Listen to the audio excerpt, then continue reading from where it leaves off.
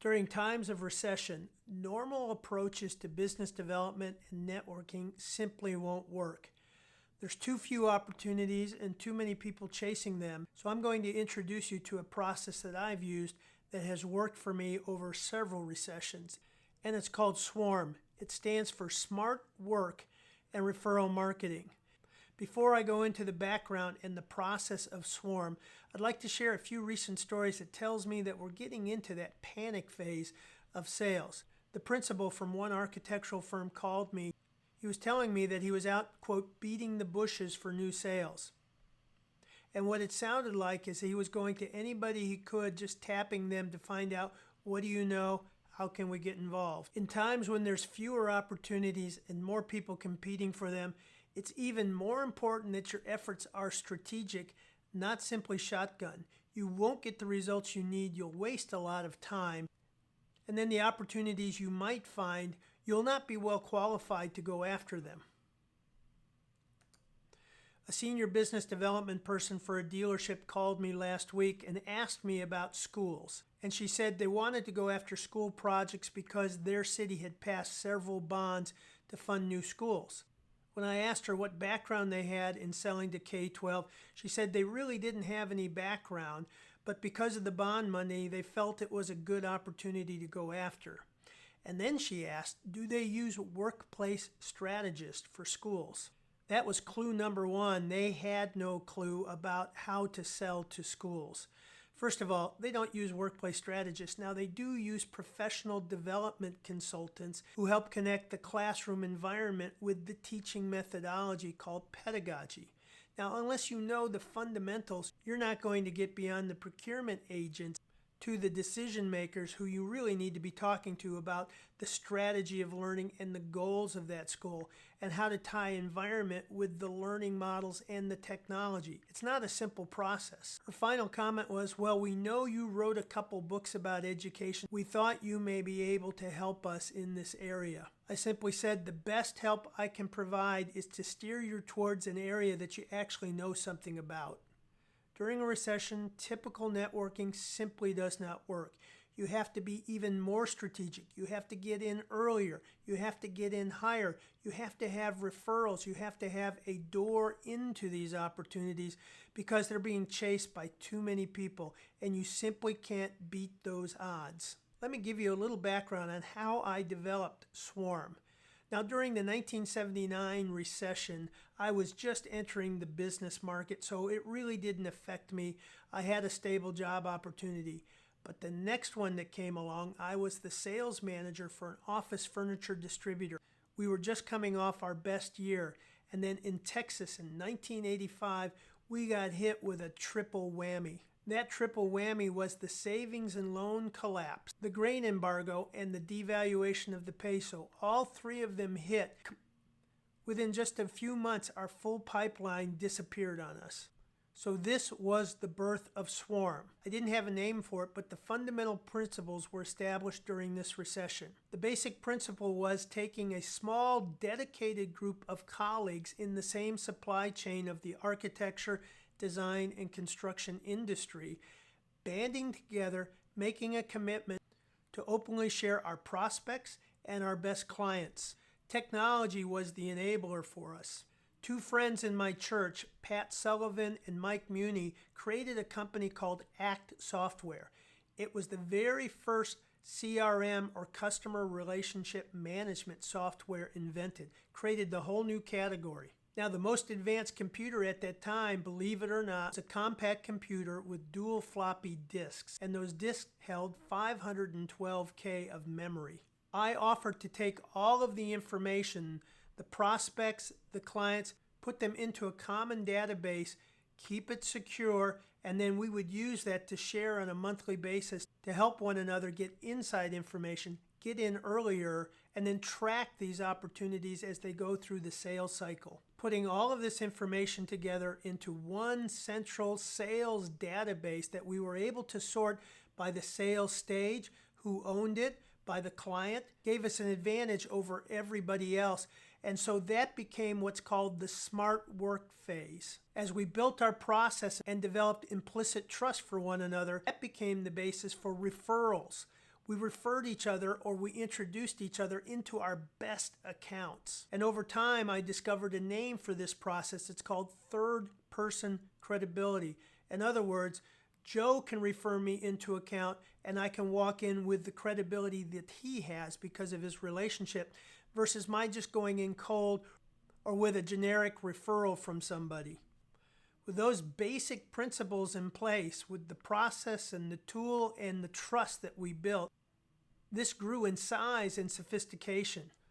After some initial scrambling when the recession got deep, I was able to excel. That earned me a position in a new company and a promotion. The promotion took me down to Houston, Texas, which at the time in 1988 was at the depths. So I rebuilt the network and met a few key leaders and shared the concept, and we banded together, and I was able to replicate the results I had in the Dallas area in Houston. The Houston division had not made quota in the last 8 years. They had 8 different division managers, and now I was coming in. In the very first year, I achieved 143% of the goal. In the second year, 138% of goal. The success and recognition earned me a promotion out to Washington, D.C. In Washington, D.C., we took this to a new level. So in this next iteration, we actually created a script and a name for our group. We called ourselves the Washington Business Survey Group. And because of the quality of the database that we had, we focused on that and continued to refine and improve and help each other get into these accounts. And we had different techniques for doing that. After 10 years, I moved back to Texas to become the vice president for a furniture distributor. And within the first year, we hit the dot-com crash and then 9/11. Our company lost 70% of its revenue within 3 months. This recession literally brought me to my knees. I lost my VP position because we didn't need a VP, we just needed sales. So I went back and focused on my Swarm network. My Swarm network not only got me through it, but in my last year with the distributor, I accounted for 49% of their sales, $24 million of sales. And at the time, a top salesperson was somewhere between $2.5 to $3.5 million. During the 2008 recession, I had actually made a pivot away from that dealership and then wrote my first book and began consulting. Another theme through these different recessions is learning how to pivot quickly, have a reliable network that will help you buffer and move and transition together, and then not be afraid to do something new. So here we are again. A recession unlike anything we have ever seen before. And once again, I'm making the fast pivot.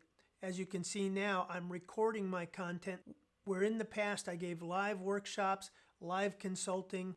90% of all my business for 2020 disappeared in March. Now I'm sharing all of this just to let you know that I have successfully pivoted quickly in each of the last downturns. But now I'm going to share all the things I've learned with you along the way, and if you stick with me, you'll be able to get through this too. So let's start with the fundamental problem of business-to-business selling. When I first started sales about 35 years ago, I was handed a Rolodex and told to start dialing for numbers. Sales was pretty much considered a numbers game. You make so many cold calls to get so many prospects, to get so many proposals, to get so many closed deals. And then there was networking, and there was all kinds of techniques in networking. And at one time, there was enough opportunities and things moved at a certain pace that it was feasible to do that and be very successful in that mode of sales. However, times have changed. Today, there are more influencers within your client who are affecting the sales. There are more competitors going after these sales. The sales cycles are getting longer, and the product opportunities are getting smaller. And to make it even more challenging, the margins are getting tighter and tighter year after year. So if we play this game, it's going to be a lot of hard work for very little return. And every year it's going to be like Groundhog's Day. It'll start over again, and we start from zero and have to go through this grind year after year after year. And if we play the game by these rules, then you can see where it leads to. More and more work for less reward, starting over again at the beginning of every year, and it will feel like Groundhog's Day. where every year we start at zero and have to figure out how to be successful all over again.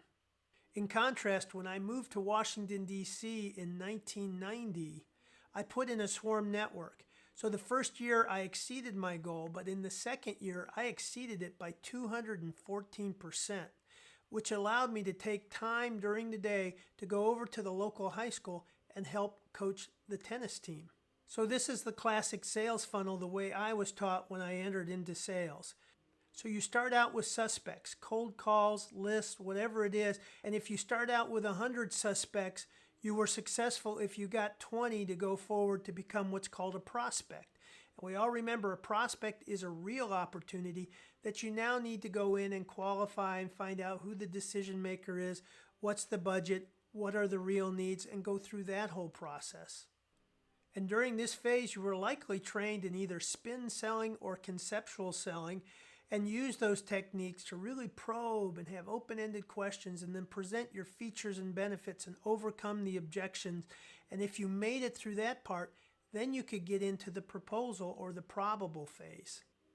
So from the 20% of your suspects that now go forward to become prospects, if you're successful and do a very good job, about 60% of those will turn into opportunities to give a proposal.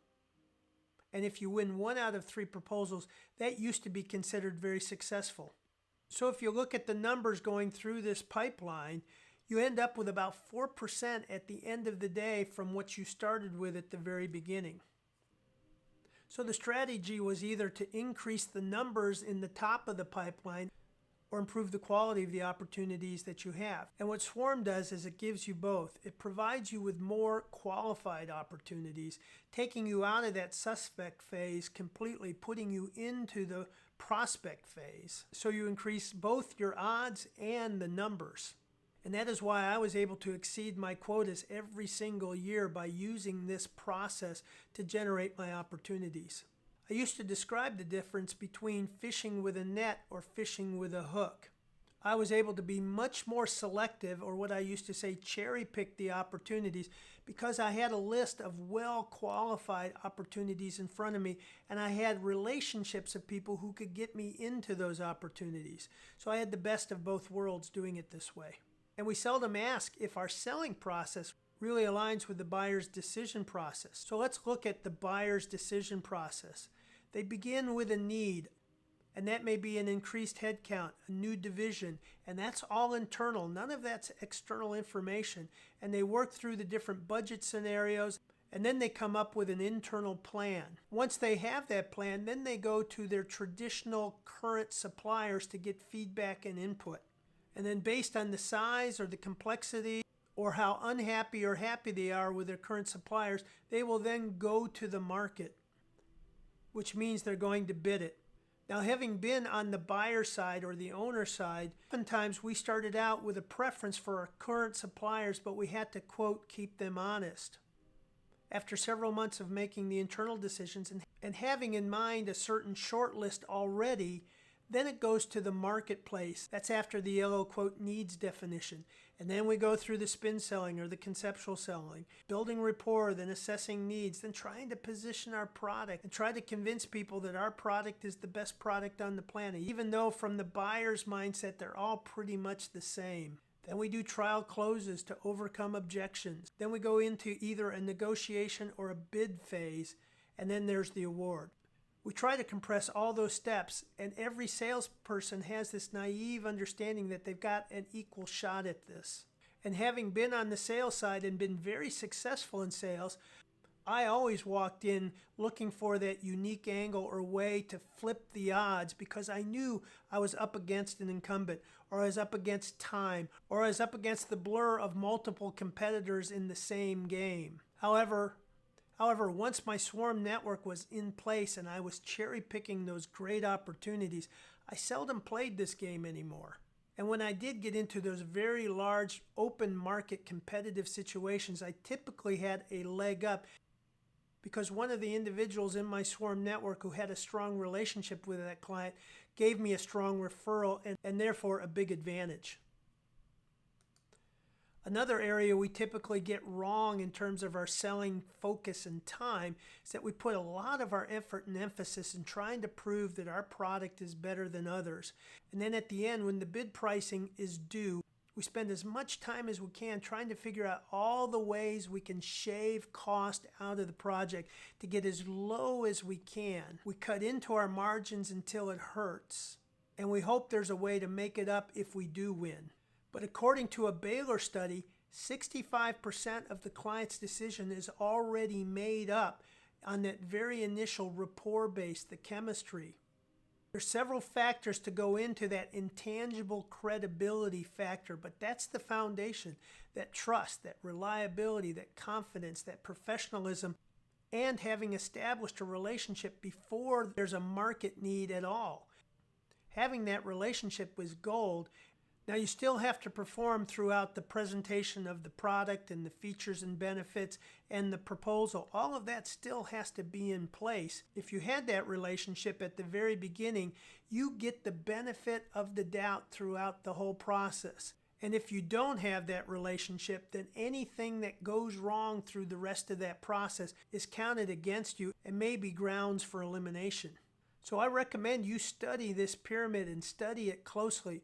Because if you're spending a lot of your time running around and convincing yourself that showing your product is somehow better than the rest of the world, that's not a very strong foundation to stand on.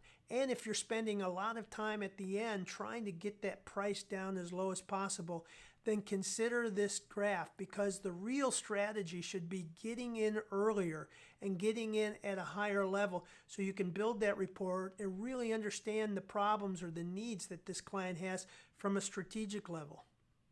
Now, the second way we try to find our business in the traditional process is through networking. Let me talk about the problem with traditional networking. The networks that you attend, whether they're the professional association networks or the paid networks, are typically too generic. They're not strategic in terms of helping you get into opportunities. It's just information sharing.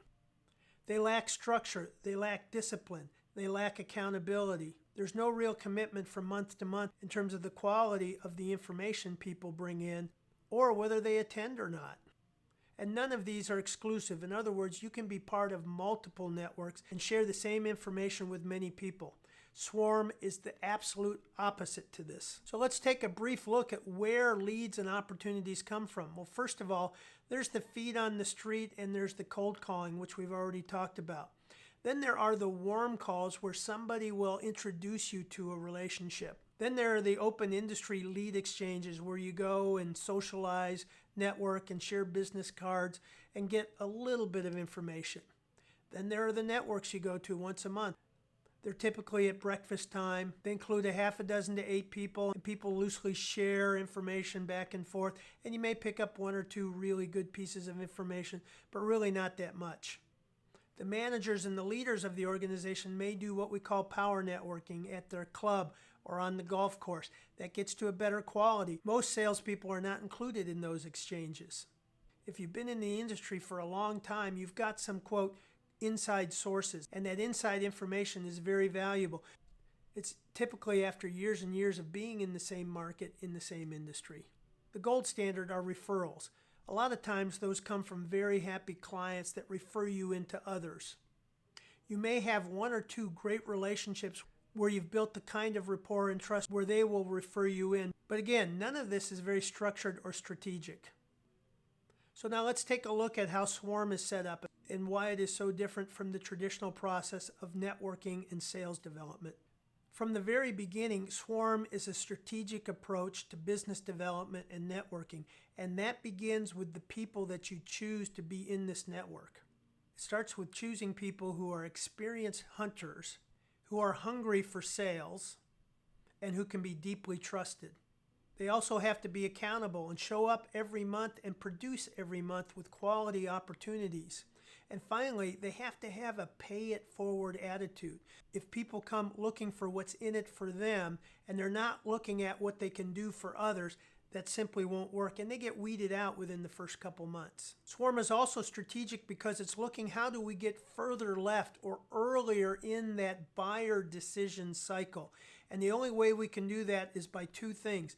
One, inside information, and two, a referral or a link to that relationship so that we can meet with people before the street or before the market even knows the opportunity is being developed. The second strategic piece is getting higher up in the organization. That can only be done through a reference or a relationship from someone in the network. Now, my industry is the architecture, design, and construction world, and Swarm was designed to be able to include individuals from the entire ecosystem or supply chain that brought value or had information they could bring to the team. Some of the examples of individuals in this web or this puzzle include the broker, the architect, the contractor, consultants, the trade, manufacturers, distributors, service providers, vendors, and even individual in the professional services areas like lawyers and finance individuals. An average Swarm network included 12 to 18 people within this supply chain. And one of the things we learned that if you structure it properly, everybody can provide valued information that anybody can use. One great example was in Washington, D.C. We had a salesperson from a vending machine company. Now, they provided day-to-day service for companies. They weren't necessarily looking for moves or trigger events. Because this company had several hundred accounts and they were in those accounts every day, week after week after week, this individual was able to give us trends and was aware if the company was doing poorly or doing well. If they were growing rapidly, they were replenishing more often, which then was an early trigger of a possible need to expand space. This member's name was Jim, and Jim was old school. If you had a question about an account, he would pull out one of his stacks of index cards, which was rubber band. He would flip through the index card to the account you were talking about, and he had listed there the last time he was in that account, how much they bought, but he also had the key contact names as well. So like I said, we learned that if we structured this properly, almost any company could provide value if they knew what you were looking for and they had that pay it forward attitude, which Jim did. On the opposite end was the broker. On the opposite end is the broker, and she is the king of the jungle. And unlike Jim, she's only looking at a very few opportunities and may be looking at these opportunities 2 to 3 to 5 years out. It was in Washington, D.C. that I learned the secret of how to keep a broker engaged and involved in our network. It had always been a struggle because the broker is at the top of the food chain. They get in before anybody else. Our broker at that time was Peter. And Peter took me to lunch and shared with me, he said, "Look, Rex, these network meetings really don't work for me. The information that the rest of the network has is too late for me." So then I asked what would be valuable. So Peter thought about it for a minute and he said, "Rex, here's what would be very valuable. If each member in the network would take me to lunch with one of their best clients once a year, that would be gold for me." He then went on to explain the process, that it takes 2 to 3 years, sometimes up to 5 years to develop an opportunity. He also knows that 70% of people who used a previous broker will probably change to a new broker. We made that part of the requirements for Swarm members to do that. In exchange, Peter gave us their inside research that we had to keep absolutely confidential. And I had a way of going through it and scrubbing it so that when it got to the Swarm members, there was no idea of where it came from. So we have a process around that. But the bottom line is we got very early inside information. We could go to Peter to get some coaching on it. And then opportunities that he had, if we helped him with, we were also brought in as, again, referral resources. Not guaranteed, but we had that leg up. So it was a wonderful virtuous cycle. And it was in Washington, D.C., where I hit over 214% of my goal and was spending time helping the tennis coaches at the local high school. So the first key is recruiting, and recruiting well. My recommendation is that you start with 5 or 6 individuals you know extremely well. You share the concept, and if they're willing to make this kind of commitment where they're going to be exclusively sharing with one another and bring their best opportunities and their best clients to the table, then you've got to start. Now, there's a whole process behind Swarm, and there's new expectations, and it takes a while to shift old habits. Every Swarm meeting, we would do some training, not only training and getting familiar with each other's company and products, but training on the process and reminding what a good quality lead looks like for people to bring in, and then how to pay it forward. Swarm is essentially a virtual sales company. You've expanded your sales force by the number of people in Swarm. So it does take management, it does take time, it does take reinforcement, it does take good recruiting, and sometimes letting some people out of the network so that you keep that great quality, that great mindset, and everybody feels that everybody is in this for the same reasons. Every Swarm meeting has to be well facilitated, and I made sure that happened. We had a tight agenda, and we would go through it each month, and then I would follow up with individuals if they didn't come completely prepared, or there was a possible disconnect or miscommunication or missed expectations. I made sure that all of that got managed very quickly after the meetings. We developed several tools, not only the database tool that we used and the structure of that. We also had a playbook with several plays. One of the plays from the broker is called an all points bulletin. If they call and want information on an account, then everybody in Swarm responds with what they know, and we consolidate that information and give it to the broker.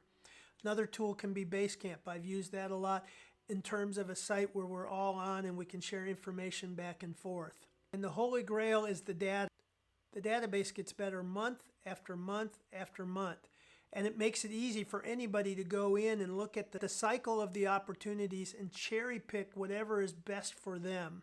We cleaned up the database every month together, but I also had an administrator who helped us keep that database consistent and clean as well. So out of this structured pipeline that we developed, I also helped everybody learn how to take their customers after they close a deal and create a new pipeline and take them through a structured process that began with the project, then normalizing the pricing and the structure and the standards into being a repeat customer.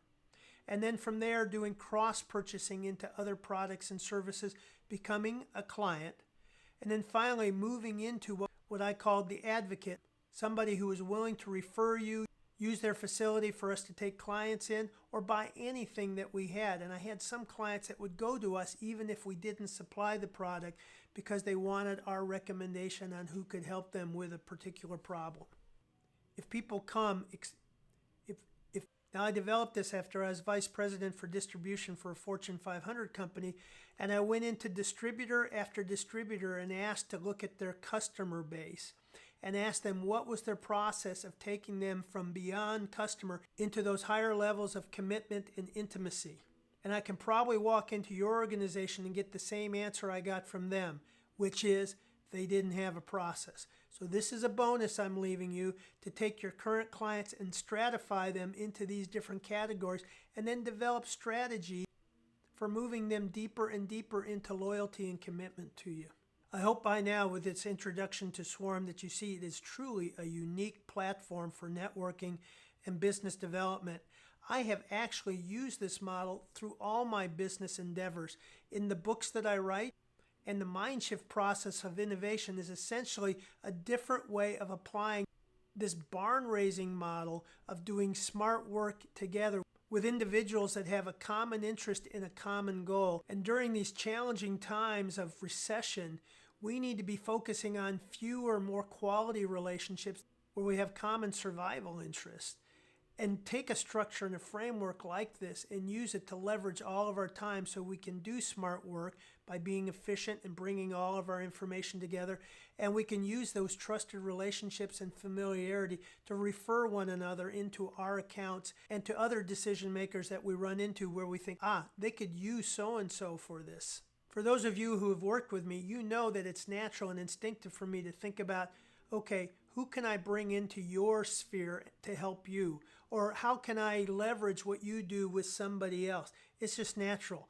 But this gives you a framework to do this in a more focused way to help your company not only get through this recession, but thrive at the other side. If you have any questions on this at all, please reach out to me. I'm creating a manual that walks through the whole process step by step for you, and I'll also be creating videos on specific elements of this presentation to go deeper for you to unpack exactly how to do it. And simply begin by picking a few of the key ideas from this presentation and start using them today. Take care.